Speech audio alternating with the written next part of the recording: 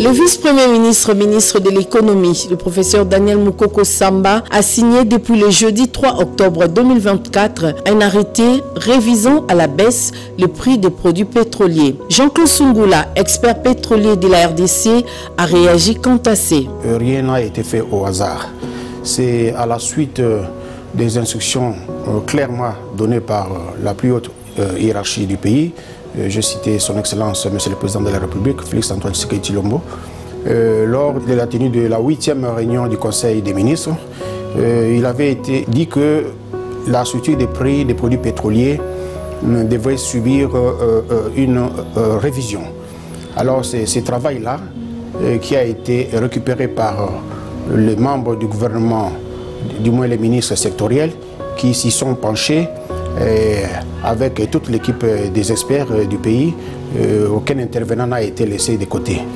Alors le travail a été fait, il y a eu la relecture partant de la révision de l'arrêté 035 qui, comme vous le savez, détermine le prix moyen frontière ainsi que les transports des produits pétroliers. Alors, ayant fait des économies, les experts ont eu à constater la baisse, n'est-ce pas, du PMF. Et la baisse du PMF a donné lieu, n'est-ce pas, à la révision de beaucoup de paramètres. Et au-delà de cela, les experts se sont aussi penchés sur la relecture des débours. Ils ont revu les débours. Il y a eu la révision, n'est-ce pas, ou la relecture du premium. Le premium a été revisité au point que cela a aussi dégagé certaines économies.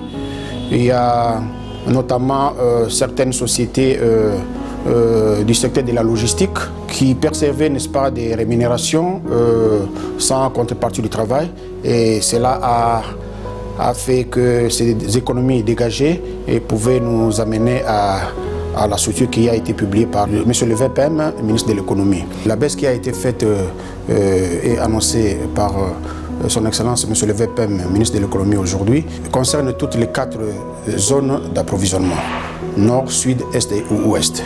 Et ce qui nous intéresse, nous, ici, au niveau de l'ouest, parce que nous y vivons, c'est le prix de l'essence revient aujourd'hui à 2900.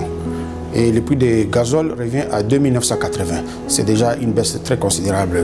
En termes de pourcentage, nous sommes autour de 13% de baisse. Donc c'est un travail bien fait.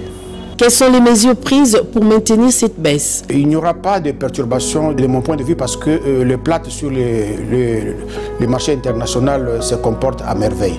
Donc il n'y aura aucun impact négatif par rapport à cette mesure ici. Le souci pour nous est d'actualiser les taux de structure, les taux d'échange, je vais dire, pour aider aussi le gouvernement à mettre un terme à l'accumulation des pertes et manques à gagner et repartir sur des bonnes bases.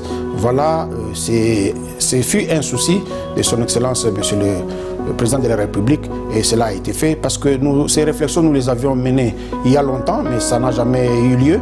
Aujourd'hui, voilà qu'avec son avènement, nous venons de faire aboutir quelque chose de grand. Expert pétrolier de son État, Jean-Claude Sungula en a profité pour prodiguer quelques conseils aux autorités du pays. Le sage conseil que je prodiguerai, c'est au niveau de nos autorités gouvernementales.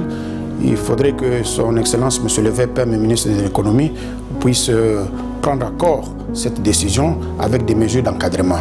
Et en dehors de cela, j'estime que son Excellence, Monsieur le gouverneur de la ville, doit aussi s'y impliquer parce que le prix des produits pétroliers influe ou impacte beaucoup sur le prix des transports urbains. Donc comme la baisse a été faite du moins sur toutes les 4 zones d'approvisionnement, et cet exercice devra être fait par toutes les autorités compétentes en la matière.